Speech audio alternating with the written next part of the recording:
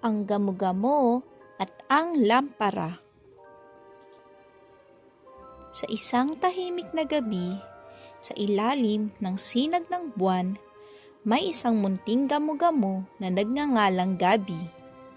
Siya ay laging namamangha sa lahat ng bagay na kumikinang.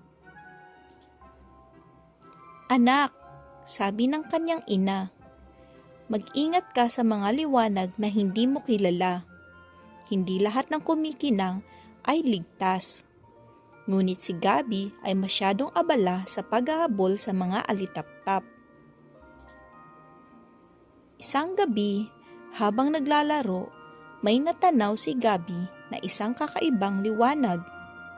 Ito ay mas maliwanag pa sa buwan at mas nakakasilaw kaysa sa mga bituin.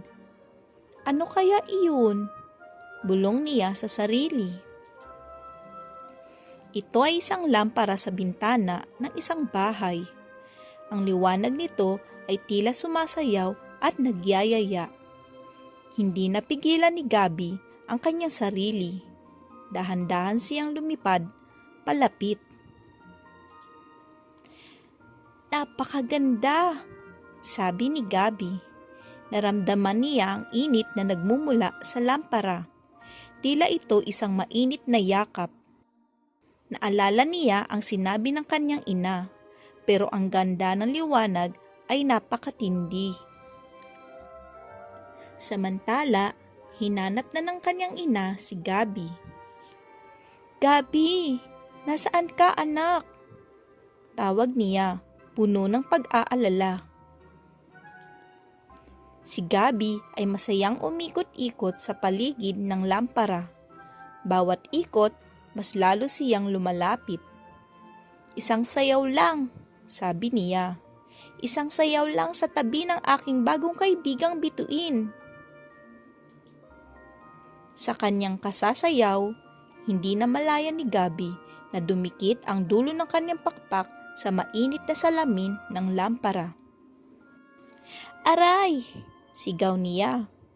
Bigla siyang nahilo at bumagsak sa pasimano ng bintana. Nakita ng kanyang ina ang nangyari. Mabilis siyang lumipad upang tulungan ang kanyang anak. Maingat niyang inalalayan si Gabi palayo sa mapanganib na liwanag. "Ina, tama po kayo," umiiyak na sabi ni Gabi. Niyakap siya ng kanyang ina. "Ang mahalaga ay natuto ka, aking munting Gabi. Tandaan mo, ang tunay na liwanag na gagabay sa iyo ay ang pagmamahal at pangaral, hindi ang nakakasilaw na ningning." Mabuting aral sa pabula. Makinig at sumunod sa payo ng mga magulang o nakakatanda, dahil madalas ay para sa ating kaligtasan at kabutihan ang kanilang mga paalala. Ang pag-usisa ay mabuti, ngunit dapat itong samahan ng ingat at pag-iisip bago kumilos.